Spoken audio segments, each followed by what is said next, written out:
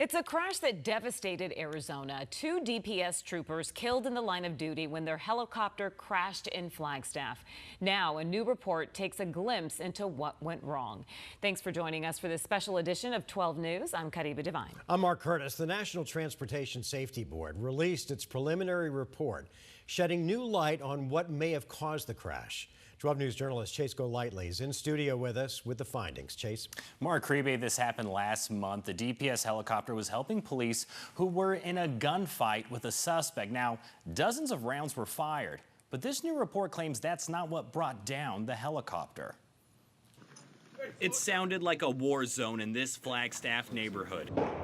Police and an armed suspect they were after firing multiple gunshots at each other. Providing support from the air was DPS trooper paramedic Hunter Bennett and Robert Skanke, the pilot, when all of a sudden their helicopter came crashing down, killing both of them. Now, a month later, the NTSB released its preliminary report into what may have caused the crash.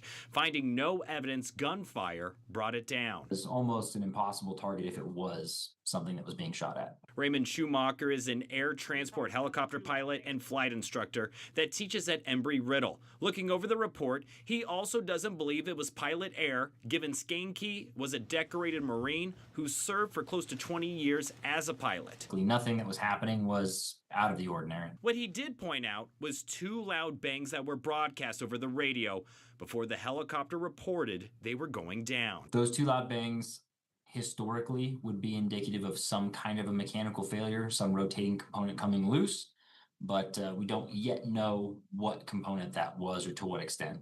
The report claims parts of the chopper were found several hundred feet from the main wreckage. The tail boom, which connects to the main body of the helicopter, appeared to be punctured by the main rotor blades and separated from the rest of the helicopter. While the report gave no definitive answer as to what caused the crash, investigators will look at those possibilities. I imagine the NTSB will look at that attachment point and the metallurgy and the maintenance and the records kind of around that failure point. Now, I'm told it could be several months before that final NTSB report is released. We're live in the studio. Chase Golightly, 12 News. Chase, thanks. Right now, a man is fighting for his life after being shot near 7th Avenue in Southern.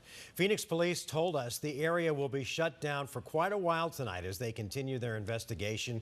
We're working to learn more about what led to the shooting and if there are any suspects. Stay with 12 News for the latest updates. Also new tonight, 12 News has learned the person of interest in the disappearance of 21-year-old Isabella Comas has bonded out of jail.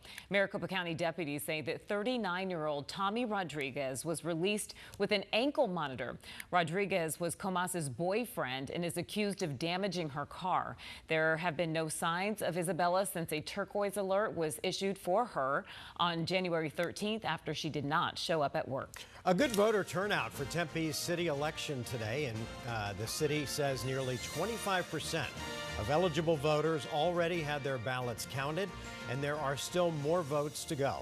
7 candidates are vying for 3 seats. This graphic shows you the top 5 candidates. If these results hold, it appears that incumbent Arlene Chin will win her seat. The next 4 candidates will advance to a runoff election in May. Here's a look at the bottom 2 candidates. The city of Tempe says it expects to have updated results tomorrow night. Final results will come on Friday. Right now, TSA workers at Sky Harbor are working without pay, and they are set to miss their first full paycheck now 25 days into this partial government shutdown. The lapse in DHS funding comes as travel surges for spring break. 12 News journalist Gabriela Becerra is at Sky Harbor with the impact. This is the second time in the past year that TSA workers are going weeks without getting a full paycheck. I spoke with workers who tell me this time around it's taking a toll on them and their colleagues. Why are we even here if we're not going to get paid for it? Martina Santana, a transportation security officer at Phoenix Sky Harbor Airport, doesn't know the next time she'll receive a full paycheck. The last one was minimal. People saying they got $4.25 paycheck, a $13 paycheck, a $70 paycheck. Department of Homeland Security funding has been frozen since mid-February as Senate Democrats and Republicans continue to disagree on the 2026 budget. This comes not long after a 43-day shutdown last fall. Everybody was thinking it wasn't going to be a long one this time.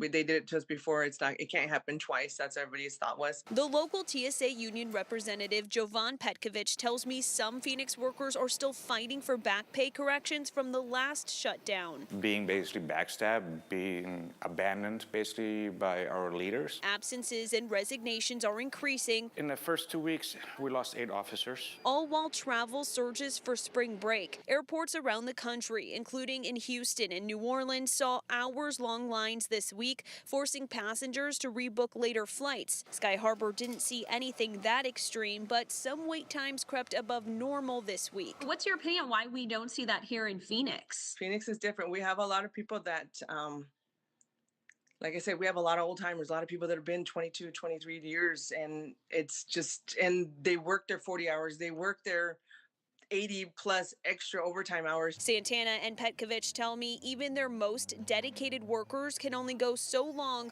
without receiving the pay they deserve. Eventually, people are going to get exhausted.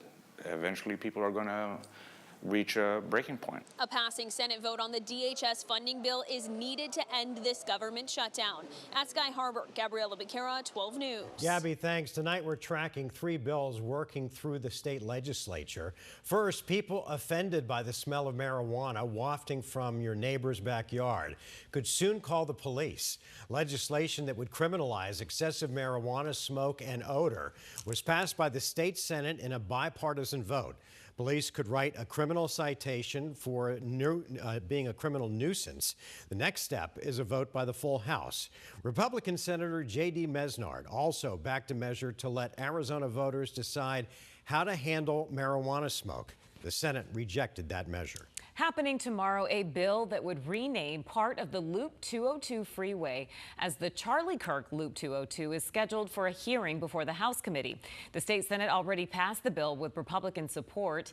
The hearing comes just days after Democratic Governor Katie Hobbs vetoed a Charlie Kirk license plate that would have steered a chunk of the plate's fees to Turning Point.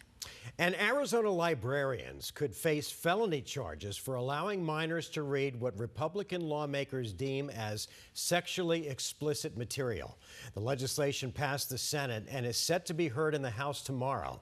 The bill's definition of sexually explicit includes touching someone's backside over their clothing.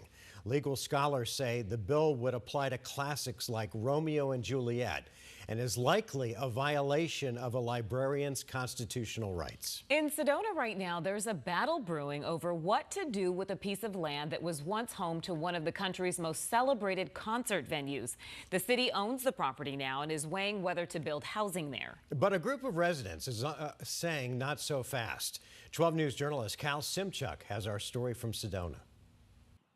It's hard to imagine this place packed with 5,000 people, but walk through the gates of Sedona's Cultural Park and the bones of something special are still here, a sweeping outdoor amphitheater sitting silent for more than 2 decades. It's a 5,000-seat amphitheater that was built back in the early 2000s. You know, it was probably a gem ahead of its time. Willie Nelson, Tony Bennett, Nora Jones. Big names played here when the venue opened in 2000. But by 2003, it was shut down. The costs were too high, the parking too limited, the crowds too unpredictable. 4 years ago, the city of Sedona bought all 41 acres, and the question became, what now? The city has eyed the site for workforce housing. Sedona is short more than 1,600 affordable units, a crisis city leaders say can't wait.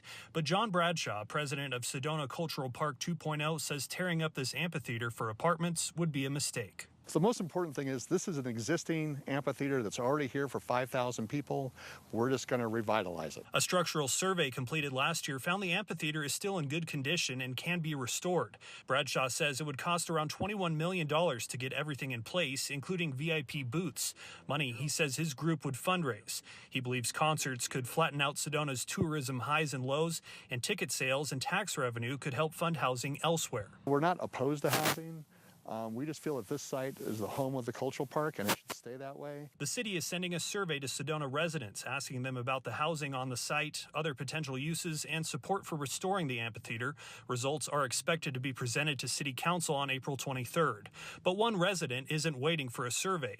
Bill Noonan is gathering signatures to put the question directly to voters. Will it be a park or will it be an apartment complex?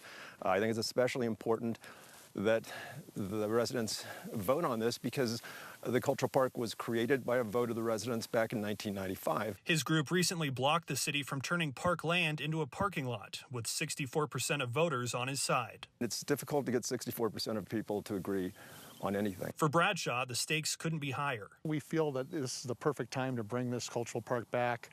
The way that all of the artists are making their money and having their revenues is in live entertainment these days. In Sedona, Kyle Simchuk, 12 News. Kyle, thanks.